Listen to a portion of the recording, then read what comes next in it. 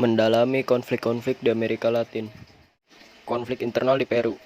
Ini adalah konflik bersenjata yang sedang berlangsung antara pemerintah Peru dan kelompok gerilya Maoists Siningpat. Konflik dimulai pada 17 Mei 1980 dan dari tahun 1982 hingga 1997 gerakan revolusi Tupac Amaru mengobarkan pemberontakannya sendiri sebagai saingan Marxis Leninis ke jalan cemerlang. Diperkirakan ada antara 50.000 dan 70.000 kematian, menjadikannya perang paling berdarah dalam sejarah Peru sejak penjajahan Eropa di negara itu. Latar belakang konflik internal di Peru.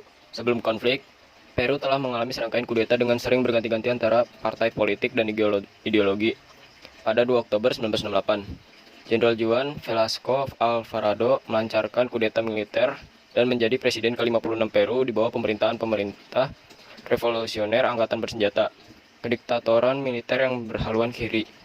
Rujukan: setelah periode kemiskinan dan pengangguran yang meluas, Velasco sendiri digulingkan dalam kudeta militer tak berdarah pada 29 Agustus 1975. Ia digantikan oleh Francisco Morales Bermudez sebagai presiden Peru yang baru. Konflik di Kolombia. Konflik ini dimulai pada 27 Mei 1964 dan merupakan perang asimetris berintensitas rendah antara pemerintah Kolombia, kelompok paramiliter sayap kanan, sindikat kejahatan, dan kelompok gerilya sayap kiri seperti Angkatan Bersenjata Revolusioner Kolombia (FARC), Tentara Pembebasan Nasional (ELN), dan Tentara Pembebasan Populer (EPL) saling berperang untuk meningkatkan pengaruh mereka di wilayah Kolombia. Beberapa kontributor internasional yang paling penting untuk konflik Kolombia termasuk perusahaan multinasional, Amerika Serikat, Kuba, dan industri perdagangan narkoba. Terbelakang konflik di Kolombia.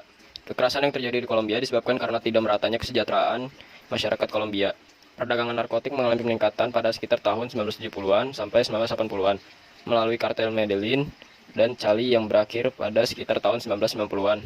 Namun, masalah perdagangan narkotik ini terus terjadi. Konflik Venezuela, Kolombia. Presiden Venezuela, Nicolas Maduro, memutuskan hubungan diplomatik dengan negara tetangga, Kolombia, pada hari Sabtu, 23 Februari 2019.